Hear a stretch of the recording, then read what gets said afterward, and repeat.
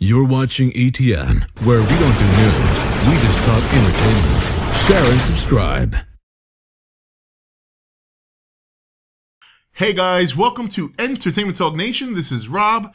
This video, we're going to do our review for the first episode of Season 5 of The Walking Dead, No Sanctuary. So, first of all, bear with me. I'm recovering from a bit of a bad case of the flu. So if I sound a little different than my other videos, that's why. But, whoa, this has to be probably the best opening episode of this series so far, in my opinion. Very, very well done episode. A lot for one episode. So, for those of you who have not seen the episode yet, you do not want to see this video. I am going to spoil this episode rotten. So, just want to give you guys a heads up. So we pretty much pick up from last year. I mean, these guys are trapped in the cart. Carol and Tyrese aren't there yet, but a lot of things, the cogs quickly go into motion right as you get a little hint right in the beginning of what happened with Gareth and his crew at Terminus, years ago. And they started off very much like Rick and his crew, to be good people, wanted to help and bring people in until somebody took advantage of the situation and turned them into what they were today. Then it turns into Rick and his group basically getting ready for the doors to open, but obviously you can tell that Gareth and his team are pretty experienced in dealing with what Rick and his group were preparing for, which was an attack as soon as the doors opened. So they were very wise to open the ceiling door, for lack of a better term, and drop in a flash grenade and pretty much take them all by surprise. Then we go into what I would call the butcher room. They lined everybody up, and this is where pretty clearly, I mean, everybody knew at this point that these guys are cannibals, but pretty clearly, if you didn't think so by this point in the show, then you got your confirmation. We got a look at last year's missing character, and I don't remember his name. I know that he does play the Penguin on Gotham now, but we saw him. Everybody was curious as to what happened to him last year after his girlfriend was shown being eaten by walkers. Obviously, he must have headed up to Terminus thinking that was his best option. He was captured, and unfortunately, he bit the dust. And when I speculated on this character earlier in the year, I thought that he would die at some point. I just thought he would have a more heroic death. He didn't stand a chance. He did not have a chance. They had him tied up, pig style. They knocked him out with a bat and then slit his throat. Goodbye. And they did that to about the first three guys. And Glenn was next on the list until Gareth came in and started taking a head count, I believe, and was sounded like he was taking inventory, basically. And these guys were ready to get butchered. They were ready to get butchered. They were going to get butchered. And right around that time, a big explosion took place. They go back a little bit in the episode, but this time from Tyrese and Carol's perspective, they show them heading to Terminus. They run into a herd. They hide from the herd, and the herd starts heading towards Terminus because some of the people at Terminus are taking out a small fleet of zombies that were already there, and there's gunfire. Carol uses this to her advantage, but before that, she runs into another person that's part of Terminus, and apparently they're spread out pretty well. They have people in different areas in the perimeter of Terminus, on the outer perimeter, I would say, who once a herd comes through Terminus, what they do is they set off fireworks to attract the herd in separate directions. Very clever. However, she takes this guy and she overhears him talking about basically Michonne and Carl, referring to Michonne as the samurai and Carl as the kid. And Carol takes him captive. She goes ahead to infiltrate the base. Tyrese stays behind with Judith to watch this guy. And that, I mean, from this point forward, some really crazy events. First of all, Carol is just continuing to impress in terms of a character. Here's a woman who pretty much goes commando. She walks into the damn base. I wouldn't say walk in. She walks to the perimeter and she sees that there's some zombies there, some people, killing them at the gate. She notices the herd that she almost ran into heading into Terminus. She waits. She fires on a big tank. She waits. and she lights up one of those firecracker rockets, fireworks, I should say, that the guy had right into the tank, blowing everything up, opening up the gate, blowing up some walkers, and then some walkers catching fire, and the walkers head into Terminus.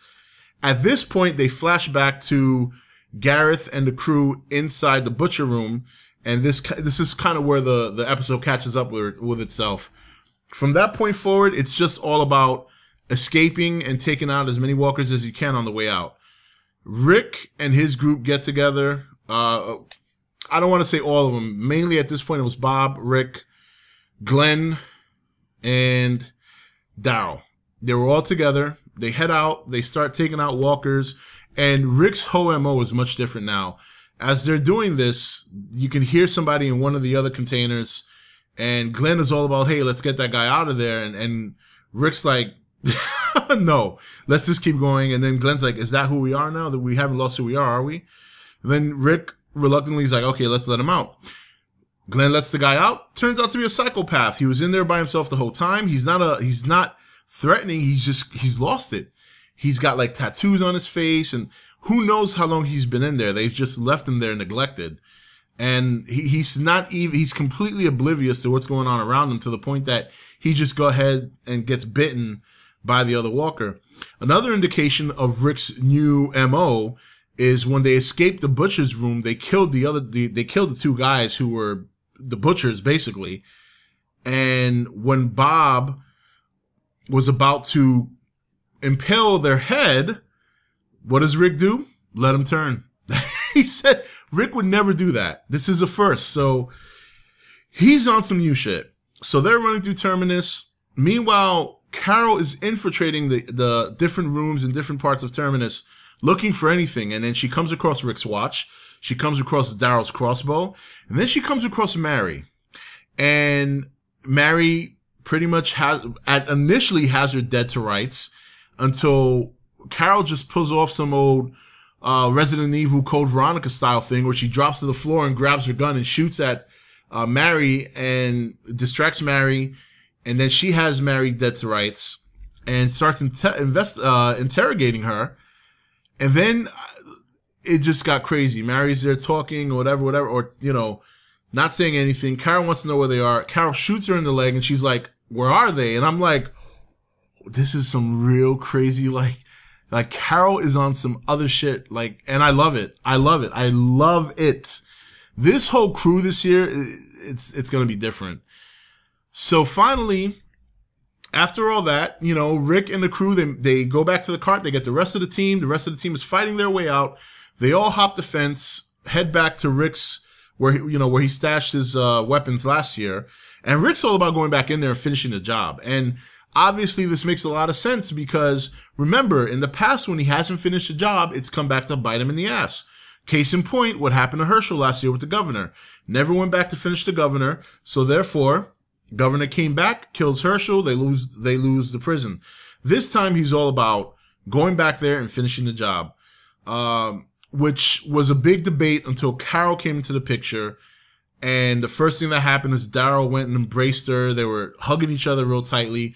And even not so surprisingly, but even a little surprisingly, Rick was very happy to see her. And I think it's because even though he didn't want her around when he sent her away, he still cares for Carol. He still knows Carol did a lot. So I think to see Carol alive for him was a good feeling. And that's why he embraced her. And plus, he asked her straight up, and she said she's the one that started the whole thing by blowing up the big, tank at the front of Terminus. So finally, she manages to get Rick's attention to go back to where she was. And in probably the most emotional scene that you could think of, especially for a first episode, they're reunited with Judith, which was a very touching scene. The whole episode was just phenomenal. It is the best opening episode of this series so far. And, between the action that took place in escaping Terminus, even some sort of and even planting that seed of what happened to these guys at Terminus. Cause we haven't seen the last of them. And then, seeing Judith with Rick and Carl, everybody's back together. The team is in full force, and they're heading out, and they're going to continue on and Rick scratches off the terminus sign, and he puts no, and then on the nose, sanctuary. And then in a very unexpected Easter egg for me, because I don't read too many other spoilers on this show, I try not to kill it for myself. At the very end of the show, we see a figure come along the sign of terminus, stops, looks at it, turns back, completely covered with the mask and everything, takes the hood off, takes the mask off, and there's Morgan. And I gotta say, this was a very, very good first episode. Carol was fantastic. MVP of the show, obviously. If not for her, they would not. I mean, a one-man show. A one-man show, this one was like Commando. And then to see Rick come out there, and Rick was just doing work, you know, taking guns, shooting people. You know, Daryl was Daryl. It was just great to see the whole team back together. It was great to see everything action-packed. And then on top of that, a good story setup with what's really going on with the people at Terminus. And then leaving Terminus, getting the reunion with Carol, Tyrese, Judith, the whole crew back together, and then a Morgan cameo at the end. Man, you can't ask for anything better than this first episode. Man, I don't normally rate my shows, you know what I mean? I usually just do my review and I call it a day. But if I had to rate this one, a fucking 10, man. Great, great opening to the season. Very happy about it. So what do you guys think? How did you feel about the season? This first episode. Was it good? Was it satisfied? Was it everything you expected? Were you let down? I was very satisfied with this episode. It was a great opening to the season, and I'm looking forward to all the episodes to follow. This is Rob signing off for E.T.N, where we don't do news, we just talk entertainment. Take it easy. Thank you for watching E.T.N. Don't forget to comment, share, and subscribe. Join the nation's Facebook page to meet other subscribers or visit E.T.N's Facebook page and Twitter page. Links for all are in the description.